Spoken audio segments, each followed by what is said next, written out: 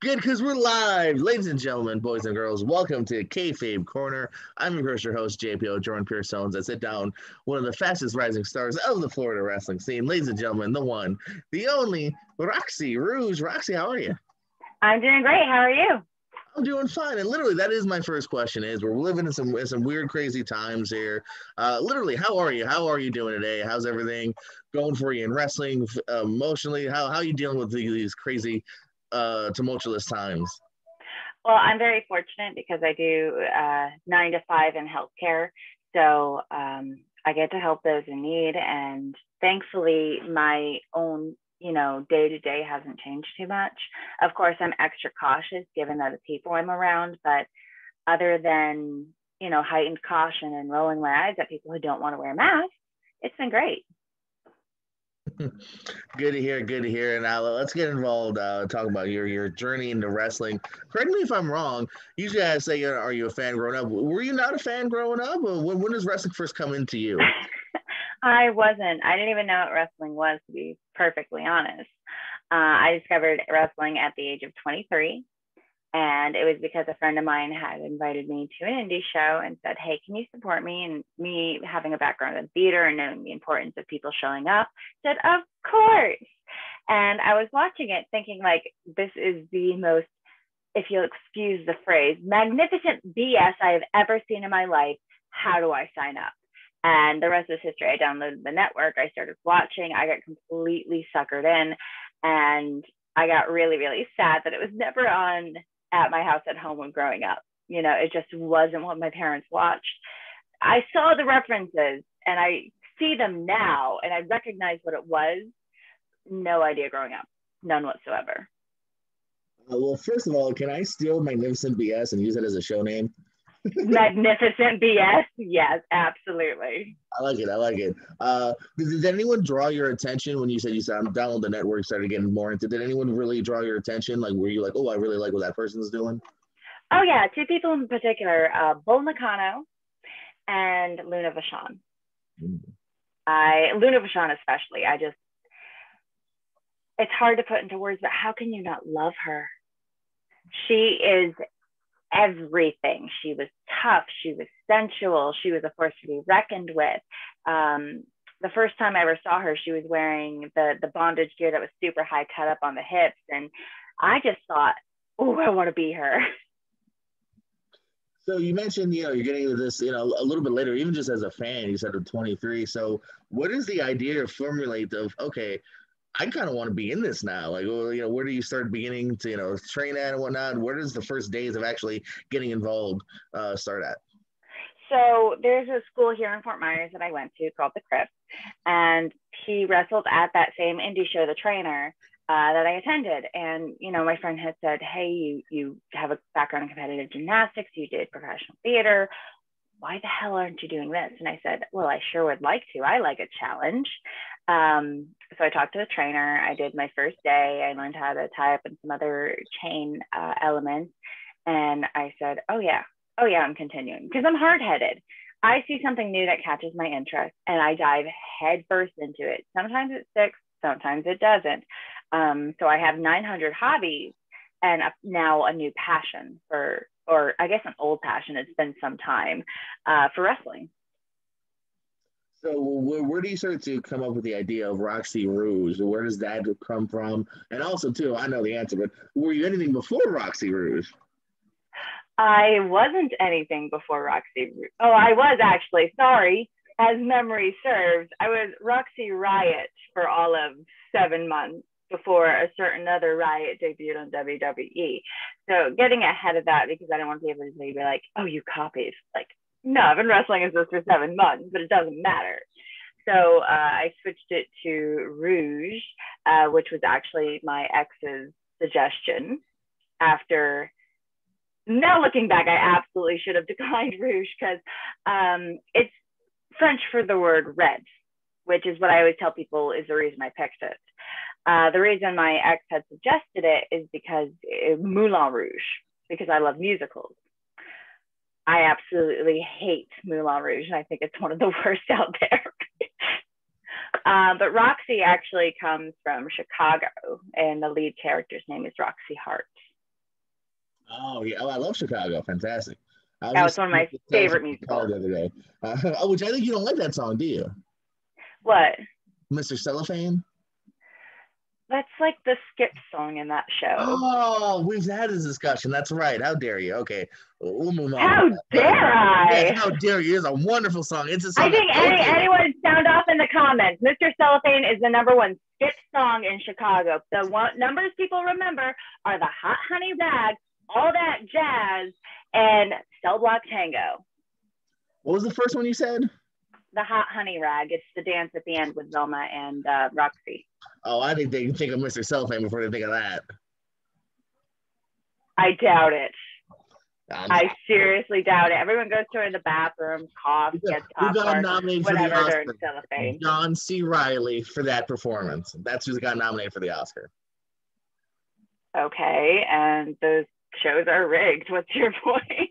Oh, what? The Oscars are at work too? Not everything's at work. That song has never been nominated for a Tony, and that's what matters. Didn't Joel Grey win a Tony for it? No, he won a Tony for Cabaret. Well, I saw Joel Grey performing at the Tonys or something. Just because it's performed at the Tonys doesn't mean it won a Tony. But it means it was good for the Tonys. It means it's what they picked out of that show to perform. You will never win me on this. Mr. Cellophane is a forgettable number, no matter how well it's performed by somebody who has limited range. I mean, that's why I like it, because I have limited range in singing. So, no, there. So, wrestling, Roxy Rouge. Where did the character begin, and where has it transitioned to over time? So sorry if you hear the that's actually my work phone. So just we'll pretend that that's not ringing, because this is my hidey hole. You don't know where I am. Yeah, very dark, mysterious. Yes. Yeah, because this is actually, I can grab this background. It's not fake. It's actually physically there. Ooh, mysterious. So Roxy Rouge started off as a carnival or a carny kind of character. And the reason being for that is everyone was late to training one day. Everybody, including our trainer. And I was horrendously bored. I can stilt walk, and I have jumping stilts that I had in my car at that time, probably because it was around October, which I used to volunteer at a haunted walk, and I would walk around on stilts in the woods to scare people. And before you tell me, yes, I know walking on stilts in woods on uneven terrain is a stupid idea. Doesn't mean I didn't do it for 10 years or something like that. But I had the stilts and I started walking around in the parking lot, running around, just entertaining myself. My trainer pulled up and he goes, "That's it. That's what you should do." And I went, yeah, okay, because I didn't know wrestling. And I just knew that, I know aspects of my personality and how I could link it in. And it was a very in-depth topic. And, it's kind of where wrestling got to start in the history. So I knew it was something that I could really flesh out and make good and make well-rounded. And I did that. And that's what I like to call my wrestling starter pack, because everyone has something that they think is going to be like, oh yeah, man, this is the best idea ever. And then you start really experiencing it and going and fleshing yourself out. And you think, okay, maybe that's an aspect of, but it's not totally how I want to present myself and how I want to show people, hey, this is me. So how it's evolved is I'm still very much of a smiley person, a happy person. I like practical jokes. I like kind of being the Bugs Bunny, because I'm trying not to swear. And if anyone knows old school Bugs Bunny, they'll know what I mean. Kind of person in the ring.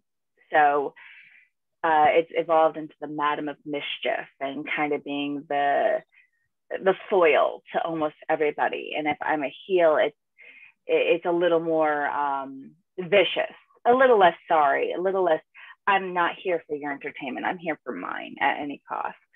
And that's where it is today. Did you have any other ideas before the carny came to mind? Was there anything else you were toying with? Yeah, actually. And it's something that might make an appearance. I'm not fully certain of it yet, but it's something I've kind of been mulling over and discussing with a few friends. So my nickname growing up was Muldoon.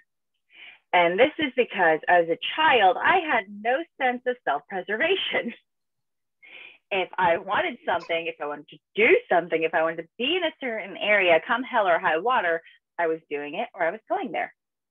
And because of that, I got hurt. I would ram my head through gates as a toddler. Sorry, I just see something like in the background white, and I think it's my hair because I have obnoxious colored hair and it's distracting. Um, yeah, so my nickname growing up was Muldoon. And that's something I've kind of always wanted to use. And I'm a huge Shakespeare nut. So the idea of being Muldoon, of being this sort of tempest, because a storm can be beautiful, it can also be destructive. And just using that, because I mean, every wrestler has some story of being picked on, of not being the popular kid, of going through some personal growth. And I've had that as well. So that's something that I thought maybe I could bring that in. And everyone's like, there's already too many dark personas. You're a happy person. I'm like, okay, and tornadoes are gorgeous before they hit you. What's your point? Earthquakes can. But yes, we all have those moments. That's why I relate to a song like Mr. Cellophane. You mean, anywho, keep going. Let's go back to those stilts. When's the last time you busted those out? Do you miss them? I actually still have them. One of the hoofs at the bottom of a stilt is always called a hoof, for those of you who don't know. The hoofs need to be repaired. And the brand of stilts I have, actually, they don't make the hoofs for those anymore. So I either have to invest in an entirely new pair of stilts or figure out how to make a rubber cast and make a new hoof. So the newer models I'm not a big fan of because they're huge. Meanwhile, mine are more like a fist, like about that big. And then the new ones are about a full hand's length. So they're harder to really run on and get a good jump and a base off of. So it's one of those things, it's a hobby and it's not something I'm really invested in, getting a new pair out of. It's something fun to do, that's for sure. But it's not something that, I'm ready to drop $400 on. So we won't be seeing them come back anytime soon? They're expensive. You mentioned, of course, being a theater kid. Has that helped you think, in some way, kind of becoming a professional wrestler? Oh, massively. Absolutely. Like I said, I'm a huge Shakespeare nut. I love musicals, all the things that, younger people aren't supposed to enjoy. But what I love about Shakespeare is that he essentially told almost every story there is to be told. And everything we see today, or almost everything we see today, has elements of some Shakespeare play in it. And that to me is really intriguing. So when I'm approaching a match, when I'm thinking about how does Roxy relate to somebody else, I will always reference back to interactions I've read or seen, what stood out, what was memorable. And those are things I've used. I've also used Shakespeare, straight up used Shakespeare lines in the ring and in promos, and no one notices. And they're like, oh my God, where did you come up with that line? I'm like, oh my God, I don't know.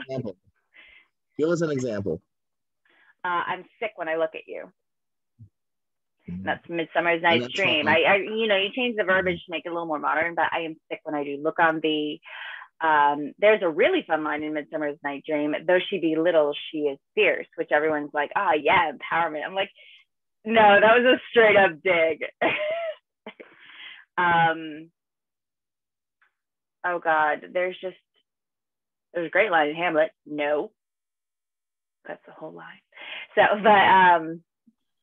but a lot of times I'll research it before throwing it in somewhere, which is why, like, I have a couple from my favorite plays right offhand, others not so much.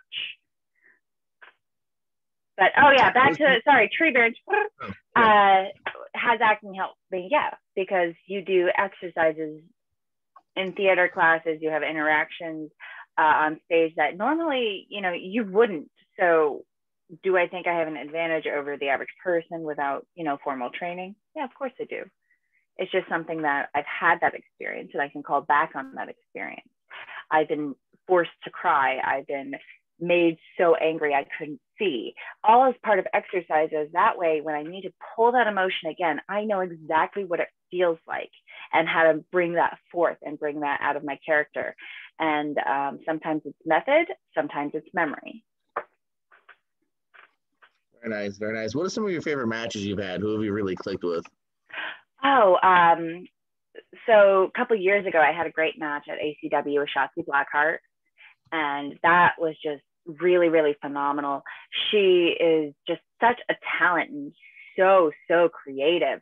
So being able to move with her and not having to worry about what comes next and just flowing with the story and everything else, like, oh yeah, that one.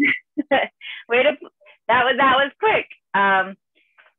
It was just fun, and being able to pick her brain and what she enjoys, and those were fun. She actually knocked me out, the wind out of me on one of those elbows.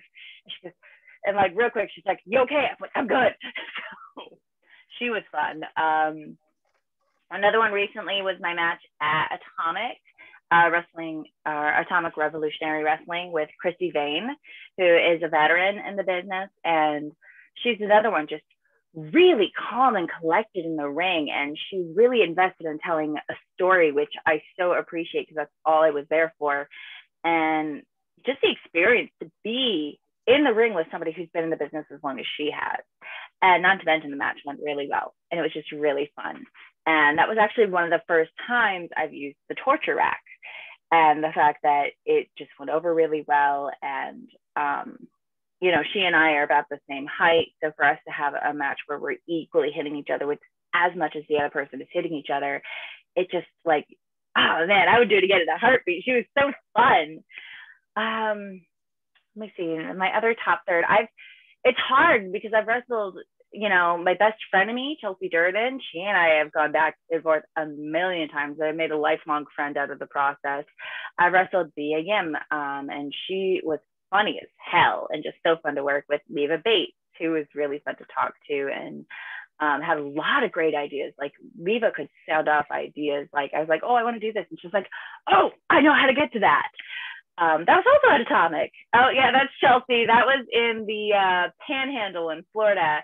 The 7-hour drive. God, there's just so many people. And then I wrestled Amber Nova at Fighting Evolutionary Wrestling down in Miami, and that was great. I've wrestled. She wrestled under the gimmick Panda Doll down in the Bahamas in Nassau. So for Bahama Wrestling Entertainment, and that was really fun. Oh yeah, that's my match with Leva and Mia, and I believe I was teaming with Amber that night. So it's really hard to pinpoint favorites. I can pick my favorite old and my favorite new, but I've been in the ring with so much extraordinary talent. It's really hard to say, like, without considering everything I've done, this is above all. So, other side of the coin now, who have you not had the chance to work with that you're kind of really itching to get in there with? Oh, I love somebody. Oh, she's going to kill me. Kikyo, the Fallen Flower Kikyo. I wrestled her at ACW in Tampa or New St. Pete or Newport Richey. I always mix up Port Richey and St. Pete. I wrestled her in Georgia, and she's also somebody who's become another lifelong friend. And when I first met her, I could pick her up and she could pick me up, and we're like, no one ever lifts either of us. And so we had a blast. And then she has the same idiotic sense of humor I do. So there was one of our matches in Pavo where I ended up putting her in a Chinese finger trap. And we constructed our whole match around that because we thought it was the funniest damn thing we ever come up with. On the subject of who I haven't worked with that I would really love to. Oh God. I'm trying to think of who I haven't worked with, because I've also worked with Dynamite Dee Dee. I've worked with Red Velvet. I've worked with Kylan King. All of these who are incredible talents. And so like my mind immediately goes to, who in the Florida scene do I really want to work? But big picture, who do I want to work? I'd love to get in the ring with Alexa Bliss one day. Just the way she moves, her creative storytelling, everything. Piper Niven, she's another one that I would absolutely die to be able to wrestle just because of how talented she is.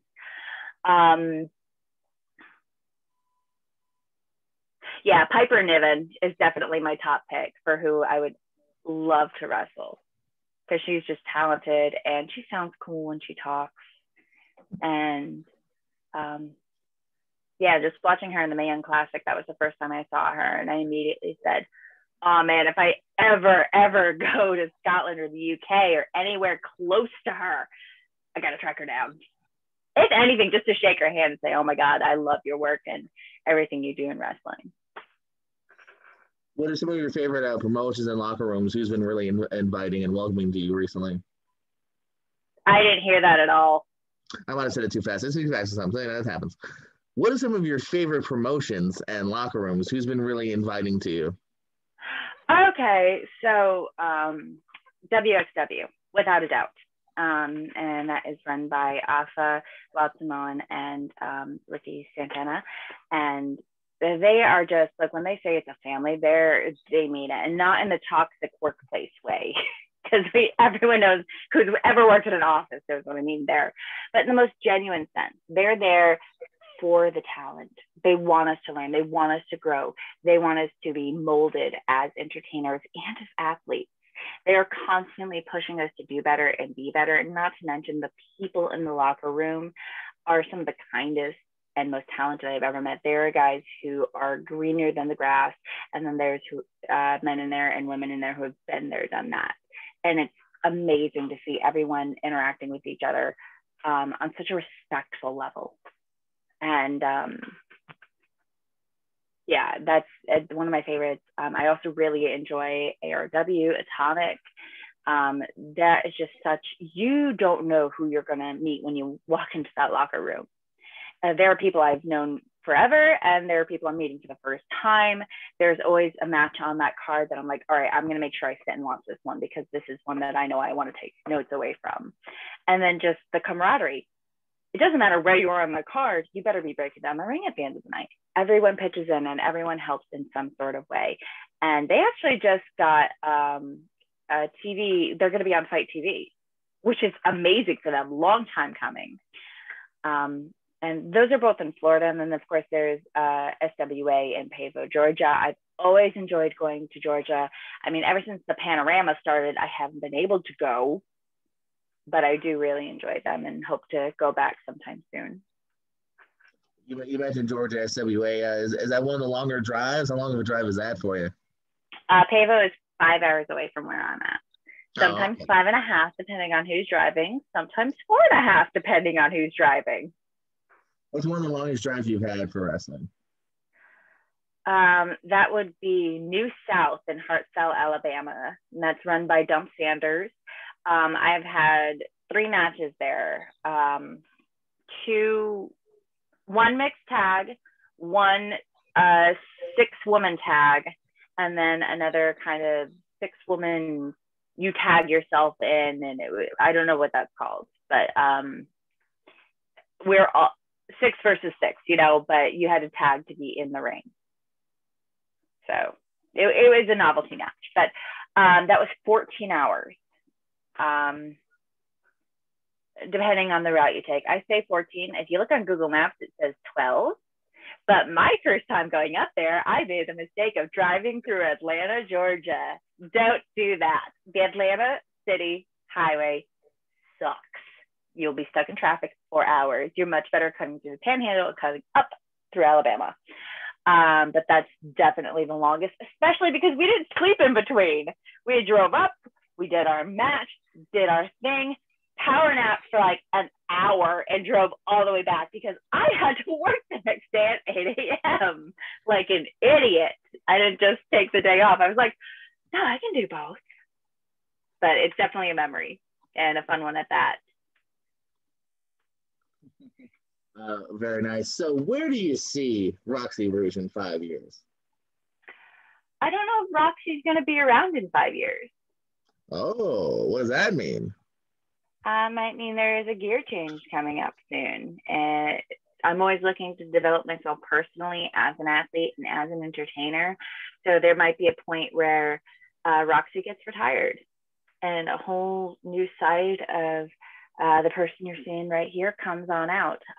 Actually, you can't see it, but to my right, there's a shadow box with the very first gear I ever made and wore in the ring is displayed. So there's pieces of Roxy that have been put on the shelf. And I don't know if she as a whole will be put on the shelf to make way for somebody new. And she may have carved the pathway for what happens in the next 5 years. Overall, me as a person, I really, really would love to work for AEW. I would love to have more experiences with WWE. I would love to go international and go to New Japan. So it depends on what happens and where my peers are. Right now, Red Velvet is working for AEW, and she can't say enough wonderful things about the company, and everything I've seen and heard about them just looks amazing. So, to work there in the next 5 years or 5 years past, and then I have a chance to even do a dark match there, my God, that would be huge. And I hope to see it one day. You mentioned WWE. You actually got to appear for them recently. What was that like? Oh, yeah. So I got to do a little bit of work for them. I was on WWE Raw Underground, and it was like walking in a dream. For one, I couldn't believe I was there. For two, it was really cool to see how everything was done. And for three, I was there with a lot of my peers that I know now, and that was a comfort, because it's one thing to walk in a room and not know anybody. It's another thing to walk in a room with a friend and make friends while you're there.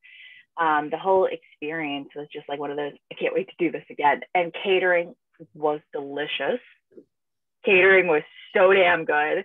They had a couscous stuffed tomatoes, and I'm like, how do you make this? I need to know how to make this. I need that again.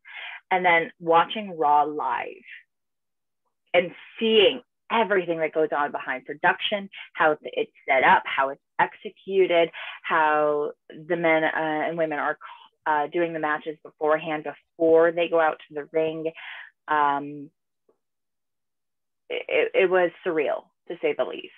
And those screens, I know they look like, cell phone screens on TV. They're enormous. They are absolutely enormous. And I don't think people realize just how big they are. One of the most important questions we ask here is, have you seen any good movies lately? So I don't really watch a lot of TV or movies. I like my musicals. And I know it's like the weirdest thing in the world to say, to be like,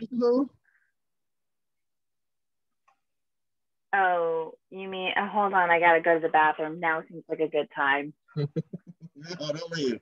Don't leave. I'll shut it off, I swear. But I actually rented and watched Midsommar recently, and I love horror movies. That's something I always make time for. I realized it came out forever ago and the shock value is gone, but I just always heard good things about it, and I'm like, I want to watch this, and I finally watched it. So I'm glad I did, and it was really good. It wasn't a horror movie so much as it was a your head movie, and I really enjoyed that. Well, like, I feel like the movie gaslit you by the end, that you were happy for Danny, and it's like, hold up, wait. She just straight up murdered a man. Like, no, you should not be smiling. There is a better way to do a breakup. But like, you watch the movie and you're like, she smiles at the end and you're just like, oh, happy ending. And then a couple hours go by and you're like, hold up, wait, no. I just got gaslit by a damn movie. Have you seen Hereditary? Have I seen Hereditary? No. Yeah. It's the same director, though, isn't it? Yes, I prefer Hereditary, personally. I've already gotten a spoiler because I do watch those top 10 lists by Miss Mojo.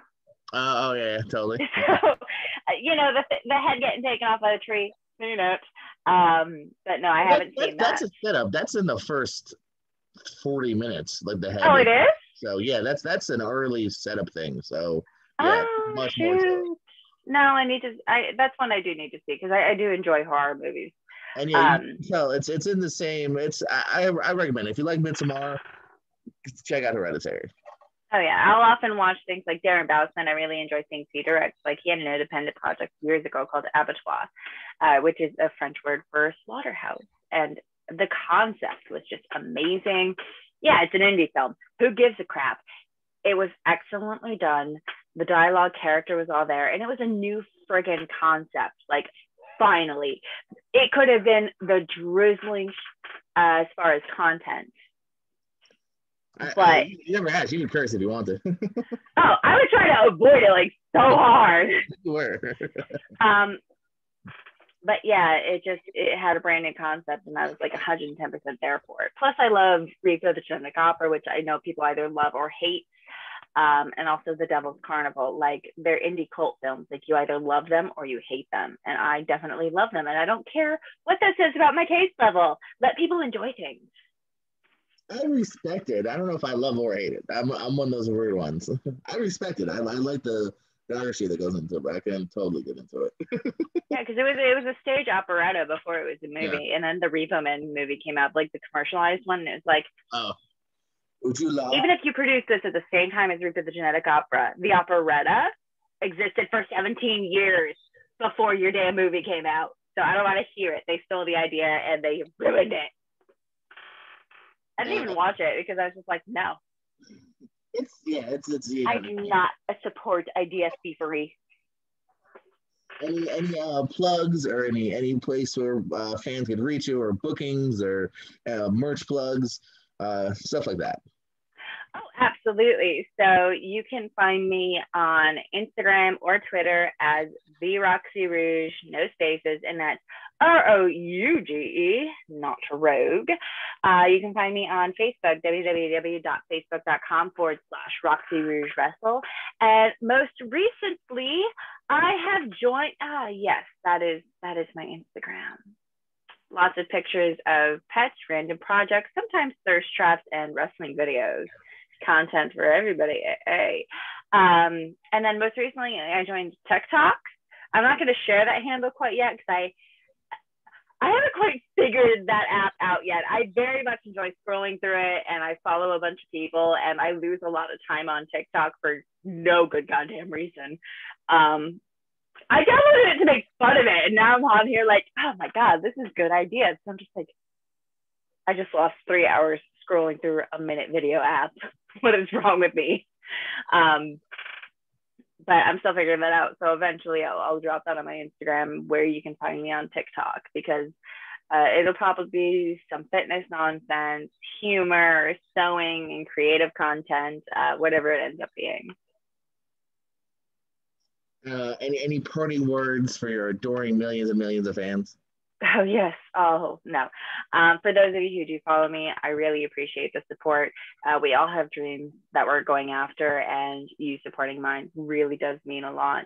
I'm always going to continue to try improving and bring you guys new things and new reasons to like me. Maybe a few reasons to like boo me. I don't know. But stay on the journey. It's going places. Fantastic stuff. I look forward to seeing the ride myself. Good luck in everything. I mean that from the bottom of my heart. Ladies and gentlemen, Roxy Rouge, this is JPO and Kayfabe Corner. You know what to do. Like, subscribe, notifications. You know the usual YouTube bibble babble by now. And, of course, on Spotify and everywhere else you get your podcast needs. Thank you so much, Roxy. And drop in the comments that Mr. Cellophane is trash. Bye! I hope I didn't take up too much of your time. That's from Mr. Cellophane. That's what he says at the end. It's great. I love it. Much that worthy. Oscar.